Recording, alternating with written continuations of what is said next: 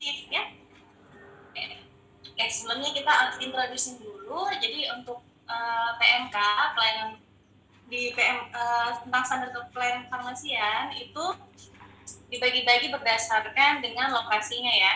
Jadi ada di rumah sakit itu PMK nomor 72, apotek 73, puskesmas 74, dan yang terbaru untuk pembaruan di puskesmas itu ada PMK nomor 26.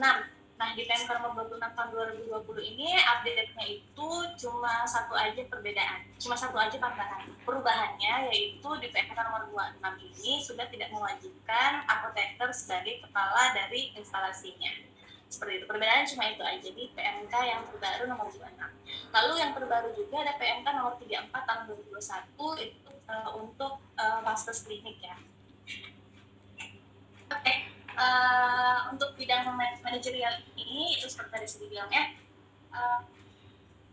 ada mulai dari seleksi atau pengadaan hingga kita akan bahas sampai terakhir administrasinya. Cuma di sini karena kesempatannya nggak banyak, jadi kita akan bahas soal-soal yang terkait dengan tryout satu aja. Nah, mungkin di sini teman-teman bisa perbedaannya ya, manajerial, perbedaan pengelolaan sediaan dan pengelolaan BMHT dari tiap fasilitas ada perbedaannya. Mungkin di bagian seleksi itu hanya dilakukan di rumah sakit, karena di rumah sakit itu kan pakai kita menyusun formularium nasional, menyusun formularium rumah sakit. Lalu untuk perencanaan sama, lalu untuk pengadaan di rumah sakit dan apotek melakukan pengadaan, sedangkan kalau puskesmas itu lebih ke permintaan ya, karena di puskesmas ini kita menggunakan yang namanya LPLPO. Kalau apotek rumah sakit kan SP, itu sampai ke sana. Lalu penerimaannya sama, penyimpanan juga sama sistemnya. Lalu pendistribusian mungkin ada sedikit perbedaannya antara rumah sakit sama puskesmas. Kalau di rumah sakit itu yang kayak Polstok, UDD, ODD, terus apalagi dan lain-lain. Lalu untuk puskesmas mungkin lebih kayak pendistribusian dari puskesmas ke pustu, ke di bidang desa seperti itu. Lalu pemusnahan sama, pengendalian tidak, lain-lain. Oke, kita bahas soal nomor 1 ya. Ini soal yang diambil dari tryout.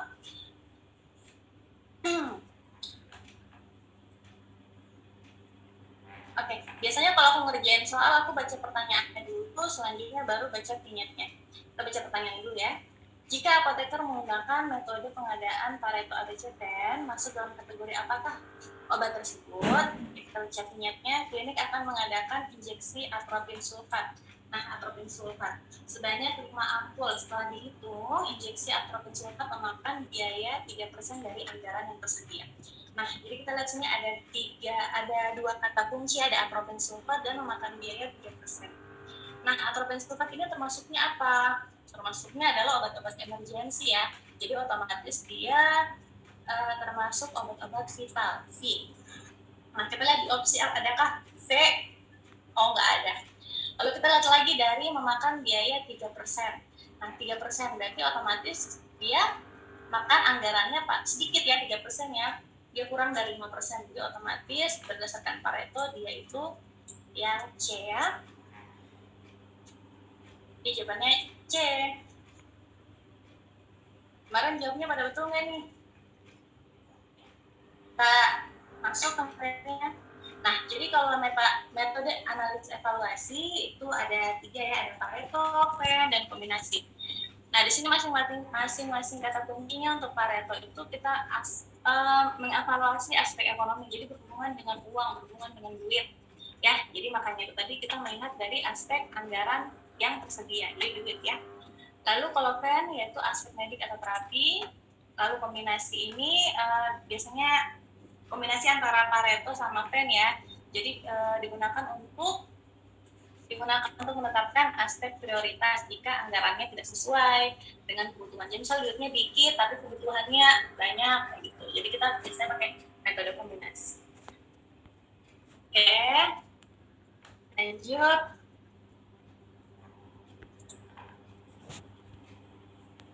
Nah, untuk kita bahas tentang metode ABC dulu ya, metode Pareto ya. Biasanya kalau aku untuk menghafal, aku hafal salah satunya aja. Aku hafal penyerapan modal atau dana yang terputar itu, seberapa banyak uang yang dipakai untuk mengadakan barang itu ya. Jadi kalau yang A pastinya penyerapan modalnya atau butuh duitnya tuh paling banyak sekitar 80%. Lalu kalau yang B 15%, lalu yang C 5%. Ya. Jadi karena tadi penyerapan anggaran dananya itu 3%, otomatis dia kurang dari 5%, maka jawabannya C. Jadi kita fokusnya ke penyerapan modal, berapa banyak biaya, karena kan aspek ekonomi tuh, jadi kita fokus aja ke salah satunya, ke uangnya yang berputar di situ, ke uang yang dibutuhkan di situ. Gitu. Nah, kalau untuk cara menghitung Pareto, mungkin teman-teman juga udah belajar ya di kampus ya. Jadi biasanya ada nih list obat-obatan, lalu ada jumlah, lalu ada harganya. Untuk menghitungnya kita kalikan dulu jumlah dikali harga. Nah, ini kalau kita hitung jumlah harganya, kita urutkan nih dari yang paling besar nilainya ke yang paling kecil. Ya, jadi kita urutkan 1, 2, itu kita urutkan. Setelah kita urutkan, kita hitung persentasenya berarti misalnya ini 5.560.000, kita bagi dengan totalnya. Ini totalnya berapa, kita bagi, lalu kita persentasekan hasilnya berapa. Setelah dapatkan persentasenya, kita hitung persen kumulatifnya.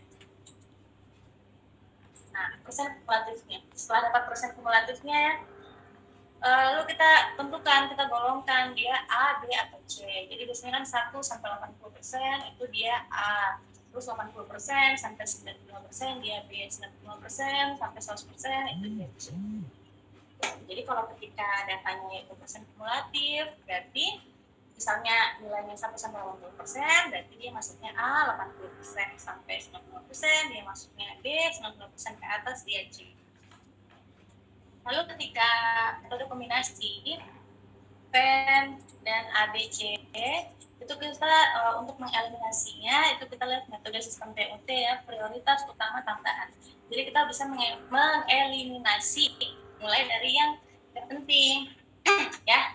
Jadi mulai dari kalau misalnya permasalahannya ya, kalau misal permasalahannya itu kekurangan uang, jadi uangnya terbatas, itu kita bisa eliminasi dari yang baris ini dulu ya. Baris ini yang T kan prioritas utama tambahan. Jadi kita eliminasi dulu yang T dulu. Nah, tapi yang mana dulu nih? Kalau misalnya permasalahannya yaitu dana, maka kita bisa eliminasi dari NA dulu ya, NA, karena dia non esensial, tapi dia A, dia menyerap duitnya banyak, jadi kita bisa eliminasi dari situ. Lalu selanjutnya NA, NB, NC, dan seterusnya. Seperti itu. Oke, selanjutnya nomor 2. Pihak yang diundang untuk menyaksikan pemusnahan. Oke, ini soal mau sebar undangan nih untuk pemusnahan. Jadi kita lihat kata kuncinya ya. Sebuah pedagang besar farmasi akan melakukan pemusnahan pseudoephedrine, pemusnahan pseudoephedrine yang dikembalikan dari rumah sakit karena rumah sakit. Jadi siapakah yang kita undang? Dari sini kata kuncinya ada 2, yaitu fasilitasnya apa? Fasilitasnya yaitu PBF. Lalu yang mau kita musnahkan ini apa? Dia tergolong ke NPP, narkotik, psikotropik, prekursor. Jadi siapakah yang harus kita undang? Nah, berdasarkan PMK nomor 15 ya, untuk PBF yang diundang yaitu Dinkes provinsi dan atau balai POM. Jadi yang ini ya. Ini harusnya dan atau ya. Jadi boleh keduanya atau boleh salah satunya. Jadi kalau untuk pemusnahan kita lihat fasilitasnya apa yang melakukan pemusnahan, lalu apa yang mau dimusnahkan, dia obat reguler atau NPP. Sini kalau misalnya teman-teman di buku obat ukai yang sangat lengkap itu juga sudah ada penjelasannya ya. Nah, sini kita bisa lihat. Nah, sini bisa lihat. Jadi untuk pemusnahan, untuk NPP, narkotik, psikotropik, prekursor itu dibagi berdasarkan fasilitasnya. Jadi permohonan saksinya itu kalau untuk Kemenkes dan Badan POM itu untuk seperti instalasi farmasi pemerintah pusat. Lalu kalau mengundang ke dinas provinsi dan atau balai POM itu untuk industri, PBF, instalasi farmasi, pemerintah kabupaten. Lalu untuk permohonan saksi ke dinas kabupaten kota dan atau balai POM itu untuk seperti apotik, instalasi farmasi pemerintah kabupaten dan klinik. Ya. Oh ini ada keliru ya, ini harusnya 5 tahun. Lalu waktu pemusnahannya, lalu kapan kita harus melakukan pemusnahan? Itu setelah resep, misalnya untuk resep-resep itu setelah tersimpan selama 5 tahun ya untuk dokumennya. Baik untuk narkotik psikotropik prekursor maupun obat-obat reguler.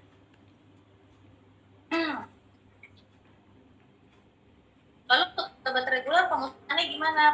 Obat-obat reguler bisa ya pemusnahan sendiri aja. Tinggal tinggal saksinya dari mana saksinya? Tahu teman-teman saksi untuk pemusnahan obat reguler?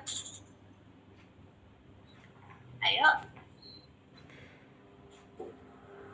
Yang tahu jawabannya bisa cek di kolom komentar ya. Komen dan subscribe. Ayo kalau obat-obat reguler, siapakah saksi pemusnahannya?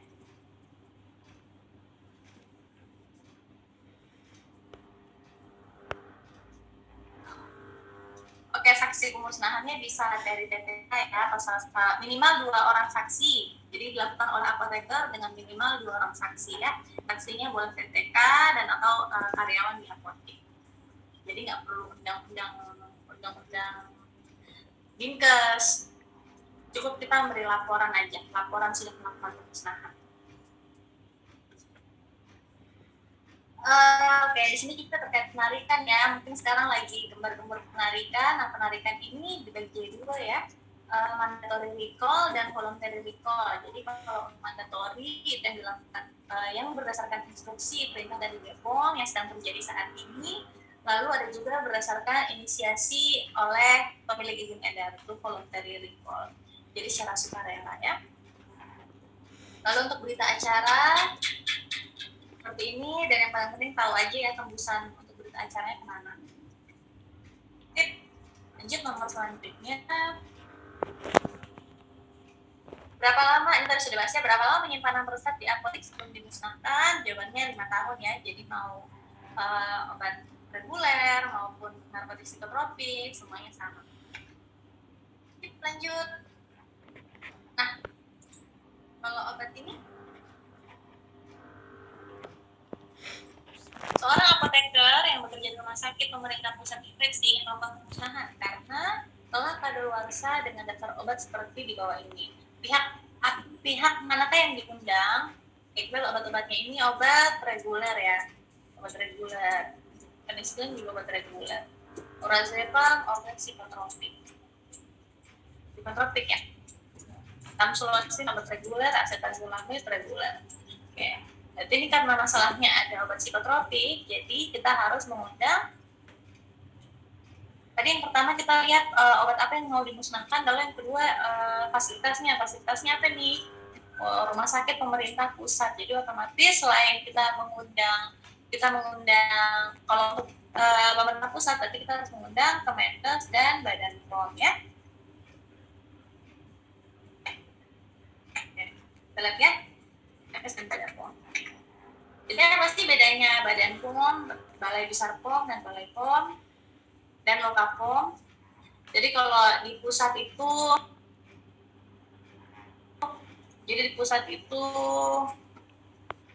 yang di pusat itu namanya Badan POM ya, Badan POM.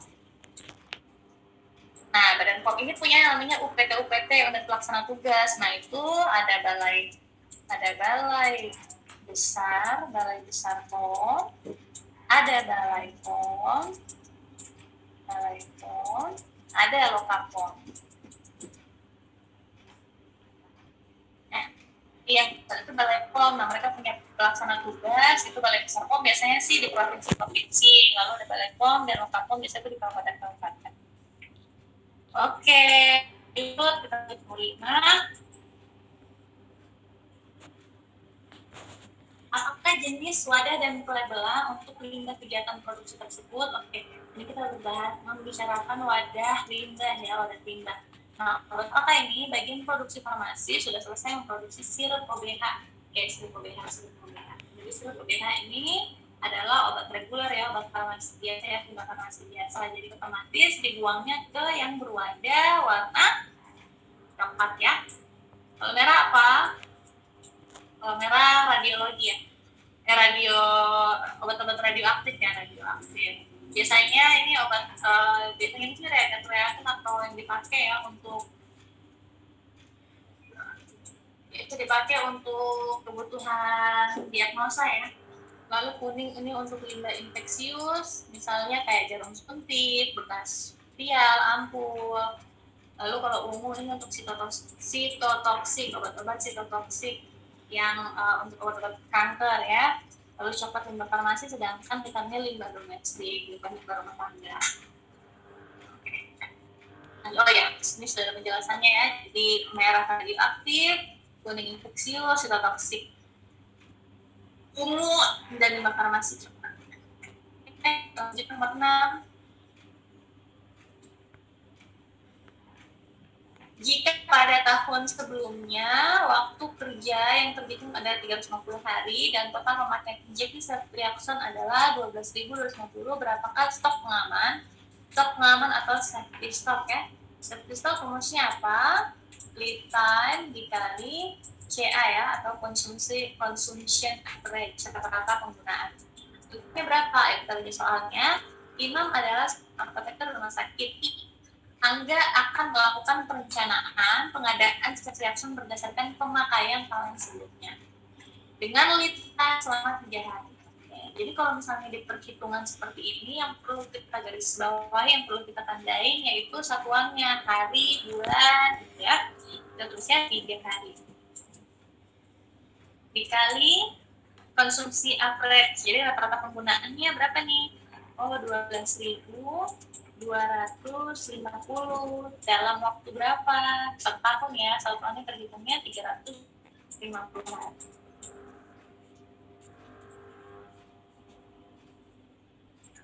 Ya, di sini hari coret, jadi tinggal 3 kali 12.250 bagi 350. Apa ya? Aku juga hitung dulu ya, belum hitung.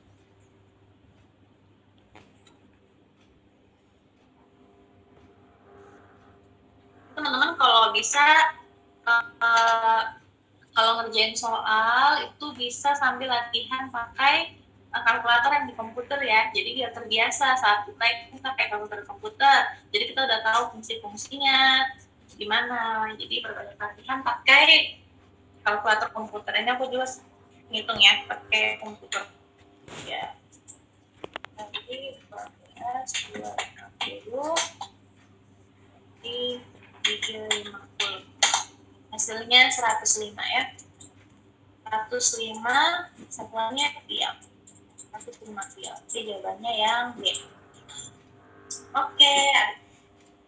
Oke, teman-teman juga sambil hitung ya. Oke, ini Tasya 105. Oke, mantap Tasya. Habis ini lulus UKAI. One shot rupanya Tasya ya. Oke, kita lanjut nomor 7. Berapakah stok minimal? Stok minimal rumusnya apa? Stok minimal sebenarnya nama lainnya adalah ROV ya. Mereka rumusnya sama aja, stok minimal sama ROV. Stok minimal rumusnya yaitu lead time dikali CA ditambah SS ya, sama stok ya. Bisa juga 2 kali SS. Oke, lead time-nya berapa? Diketahui lead time dari PBF adalah 10 hari. Ayo kita siapa duluan kerjakan. Sedangkan konsumsi per hari yaitu 100 ampul. 100 ampul per hari ya. Tambah safety stock-nya. Ditentukan berapa nih? Jika diperlukan buffer stok sebanyak 50%, berarti sudah ada nilainya ya, harus 50% ya. 50%.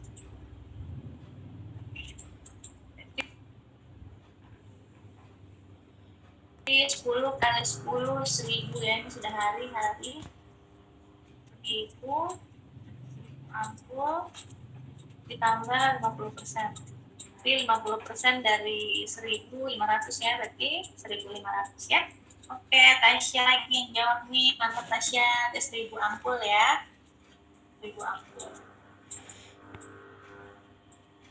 Selain itu kan teman-teman kan tahu ya, rumus stok minimal juga bisa 2 dikali SS. Kenapa sih bisa 2 kali SS? Karena LT kali CA atau apa? SS ya. Itu SS tambah SS sama dengan 2 kali SS. Jadi kalau misalnya dalam soal kayak gini, stok minimal, terus nggak diketahuin nilai buffer stoknya atau nilai safety stock yang dikehendaki, yang diinginkan, itu teman-teman misal ini nggak diketahuin ya, misal 50% ini nggak diketahuin. Jadi teman-teman tinggal hasilnya berapa nih? 1.000 ampul, teman-teman tinggal kaliin 2 aja, jadi hasilnya 2.000 ampul. Itu jika safety stock atau buffer stock yang dikehendaki itu nggak diketahui dalam soal. Kayak gitu.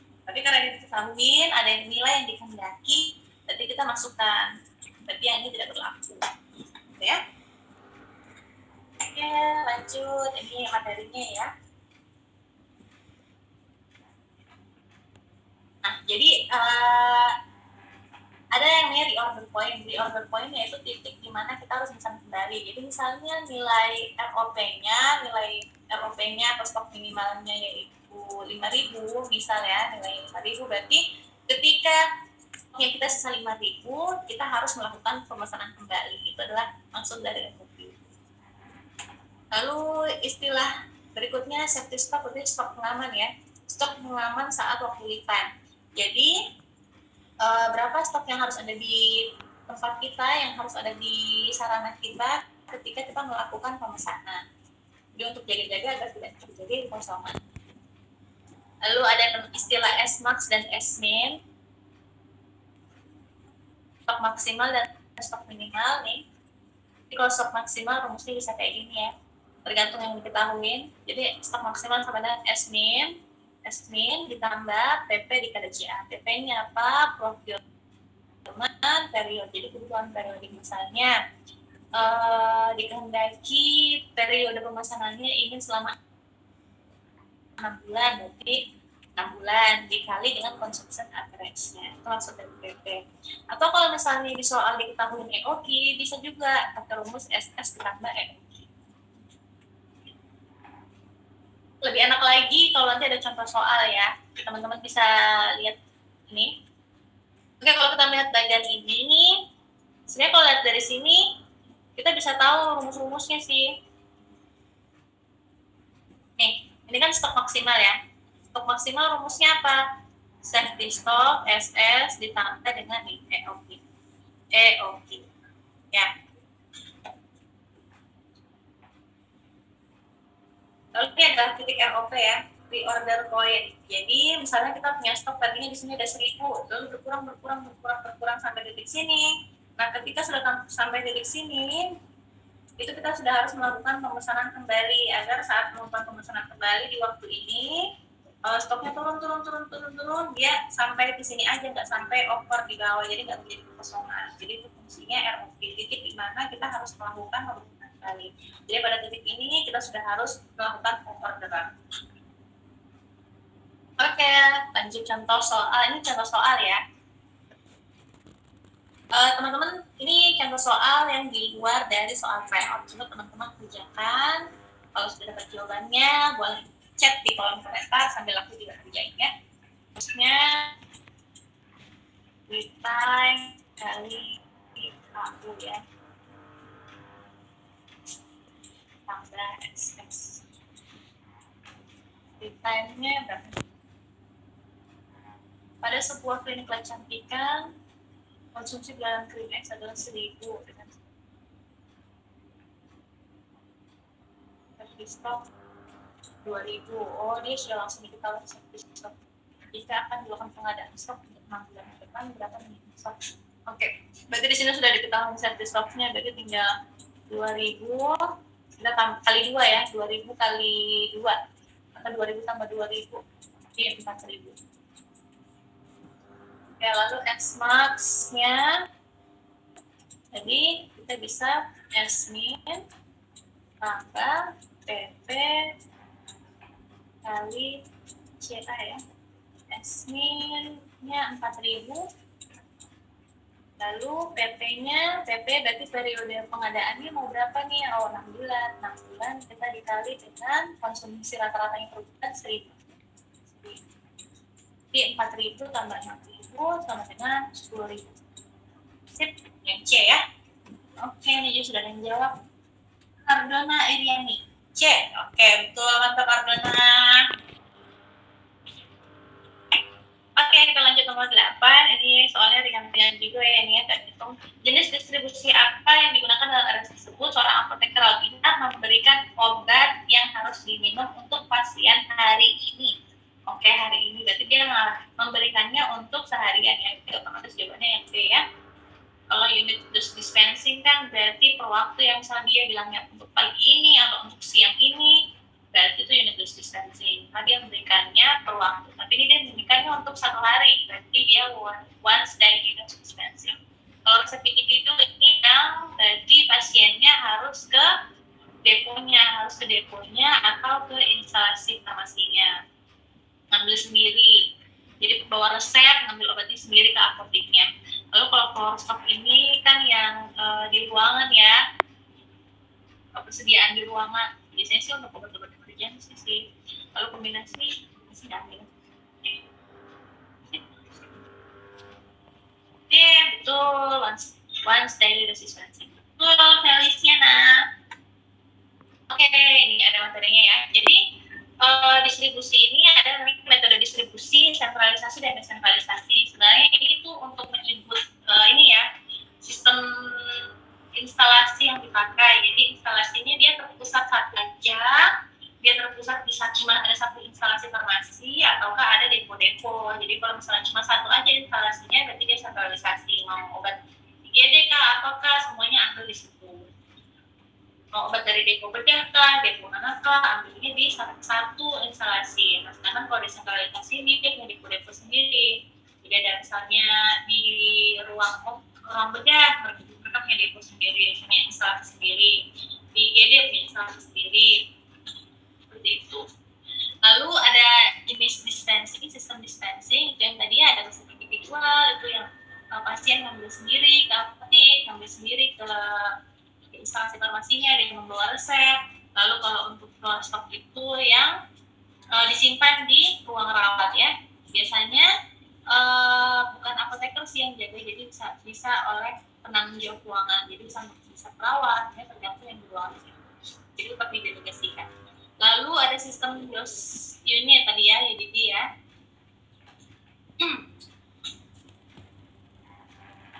Itu yang disiapkan untuk penggunaan 1 kali dosis pasien. Jadi yang paling direkomendasikan itu yang mana sih untuk mengurangi resiko? Itu yang paling bagus ini adalah UDD ya. Jadi setiap waktu dipakai. Oke, kita nomor 9.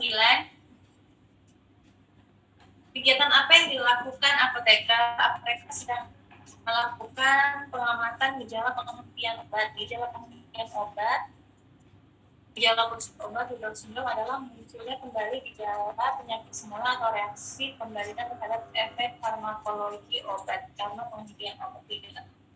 Nah, kalau sini ada kata kunci efek farmakologi obat, jadi kita melihat efek samping dari obat tersebut ya, berarti otomatis jawabannya A ya. Gampang ya ini ya, mention monitoring efek samping obat berhubungan dengan efek sampingnya obat. Kalau EVO ini biasanya panjangannya evaluasi penggunaan obat. Itu biasanya contohnya yang teman-teman mungkin pernah dulu kuliah disuruh ngitung yang PDB, ya DDB, antibiotik. Nah biasanya itu EVO. Lalu kalau PKOD itu yang sampling darah ya. Panjangannya apa sih PKOD? Aku lupa.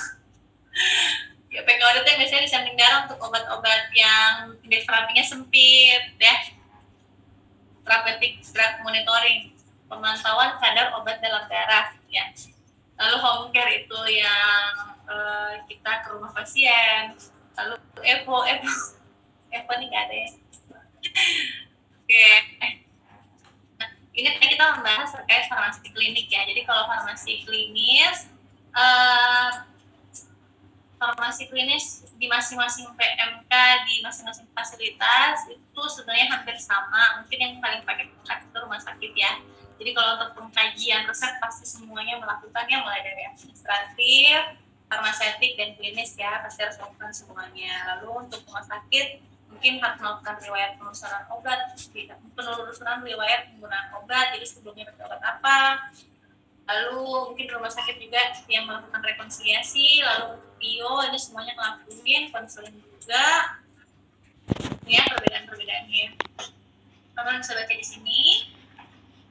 Lalu yang di lokal rumah sakit juga ini dispensing sediaan steril, kayak obat-obat toksik, itu juga termasuk ke dispensing sediaan steril ya. Lalu itu melakukan PKO.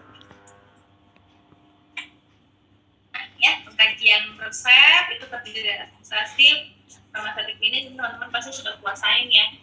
Kalau dispensing ini mungkin yang perlu kita tahu, yang perlu paling yang sering kayak ini itu apa sih perbedaannya PIO sama konseling, pemberian informasi obat sama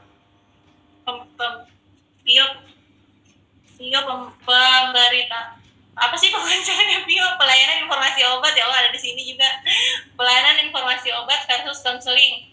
Nah, untuk perbedaan utamanya itu untuk PIO itu bisa dilakukan oleh apoteker ke sesama apoteker, bisa ke dokter, bisa jadi ke sejawat lain, bisa ke sesama apoteker, bisa dan ke pasien bisa. Itu perbedaan pertamanya. Jadi kalau PIO itu bisa ke banyak yang bisa disampaikan lah ya. Sedangkan kalau konseling itu hanya ke pasien atau keluarga pasien. Jadi sasarannya. Jadi perbedaan pertamanya yaitu sasarannya. Jadi kalau PIO itu bisa ke sama apoteker, bisa ke tenaga kesehatan lain, bisa ke pasien juga. Lalu untuk sasaran, lalu yang kedua perbedaannya apa? Perbedaannya yaitu kalau PIO dia bisa arahnya ya, jadi arahnya. Jadi kalau PIO itu bisa satu arah. Jadi misalnya kita pakai leaflet, itu juga bisa masuk PIO ya. Jadi bisa satu arah bisa. Sedangkan kalau konseling itu harus dua arah. Jadi harus komunikasi dua arah. Karena apa? Kalau konseling ini kita harus mengidentifikasi dan menyelesaikan permasalahannya pasien itu. Jadi kan kita harus melakukan penggalian. Nah, jadi di situ harus ada komunikasi dua arah. Terus perbedaannya antara sama konseling apalagi ya? Itu sih, dua itu aja. Itu yang paling penting. Oh, satu lagi, sumber. Jadi kalau PIO itu harus berdasarkan sumber, harus ada sumbernya dari mana, kayak gitu. Sedangkan kalau konseling enggak, karena kan kita secara komunikasi aja. Tuh, sedangkan kalau kriterianya sama ya. Ini ada home care, PCO. Kalau pemantauan terapi obat, berarti kita memastikan apakah pasien ini dapat terapi obatnya efektif apa enggak. Contohnya kita kasih pasien, contohnya dokter memberikan pasien ini metformin ya, obat gula ya. Nah, di situ kita pastikan, selama 2 hari ini, selama menggunakan metformin, apakah ada perubahan. Kita lihat GDS-nya membaik apa enggak, GDS-nya turun apa enggak, kayak gitu. Jadi kita melihat efektivitas. Sedangkan kalau meso, kita melihat apakah ada efek samping apa enggak. Misalnya kayak furosemid. Nah, furosemid kan apa efek sampingnya, bisa menyebabkan berdenging telinganya. Nah, kita pastikan apakah ini benar nih akibat efek samping obat dari furosemid, kayak gitu. Lalu bisa, oke. Kita lanjut ya, nomor 10. Oke, berapakah laba kotor? Nah, teman-teman pasti sudah di luar kepala ya rumusnya. Kita masuk rumus laba kotor, berarti penjualan dikurangin HPP ya.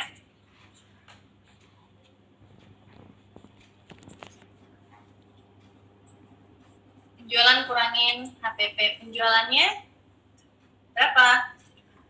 Oke, penjualannya itu 700 juta. Ya, jadi yang perlu teman-teman ketahui lagi istilah ya. Jadi istilah omset itu sama aja kayak penjualan.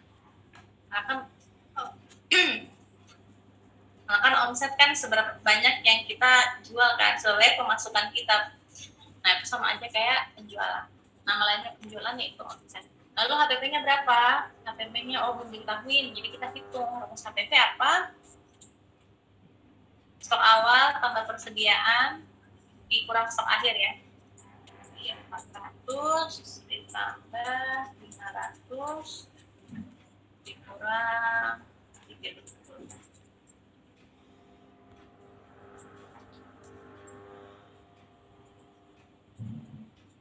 100 kurang 400 tambah 500 900 900 kurang 350 50 ya. Jadi jawabannya 150 ya.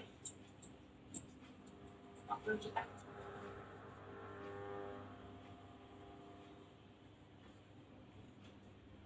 Ya.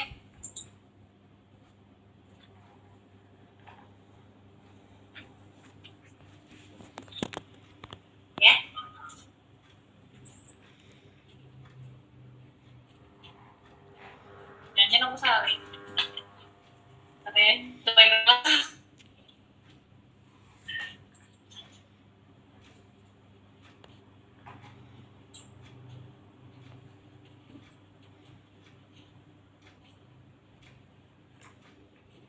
Ya, 150 ya, 150 juta ya. Oke. Ini kalian ditanyakan dalam rupiah. Coba kalau misalnya aku tanya soalnya, berapakah persen laba kotor? Coba teman-teman jawab. Kalau ditanyakan persentase laba kotor. Berarti tinggal laba kotornya 150 kita bagi dengan penjualannya. Penjualannya berapa? 700 ya. 700 kita kali 100%. Jadi jawabannya berapa? Aku jadi hitung ya. 150 dibagi 700. Jadi 21% ya.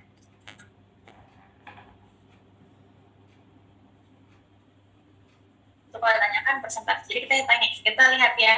Yang ditanyakan dalam bentuk persentase atau dalam rupiah. Oke. Kita lanjut. Ini laba bersih. Laba bersih sebenarnya tinggal lanjutin rumus dari laba kotor ya. Laba bersih tinggal penjualan atau omset kurangin dengan HPP, mengurangi dengan segala jenis beban atau biaya-biaya tambahan ya. Jadi penjualannya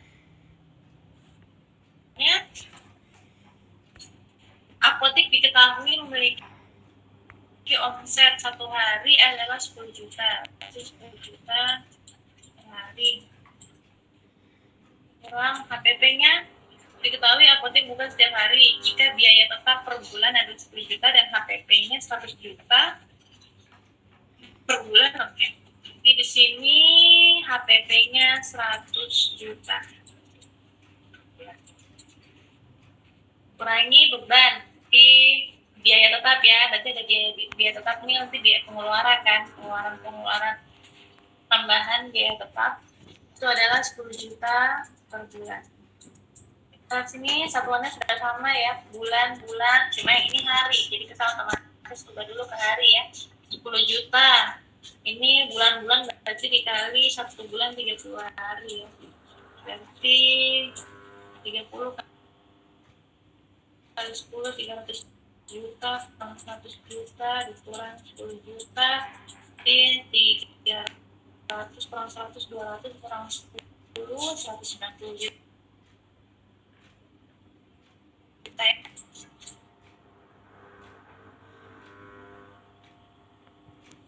Oke, yang A.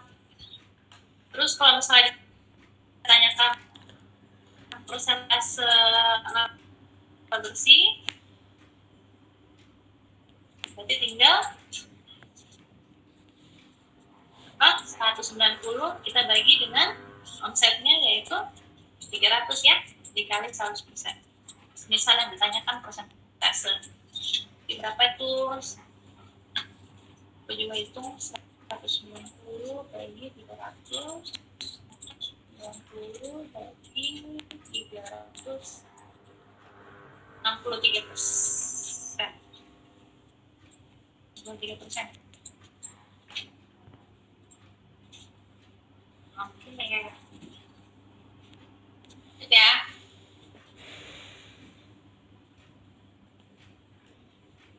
Oke, kita lanjut lagi. Tadi kan kita membahas HPP, lalu bersih dan laba kotor ya. Jadi sekarang kita bahas tentang materi HPP. HPP dulu.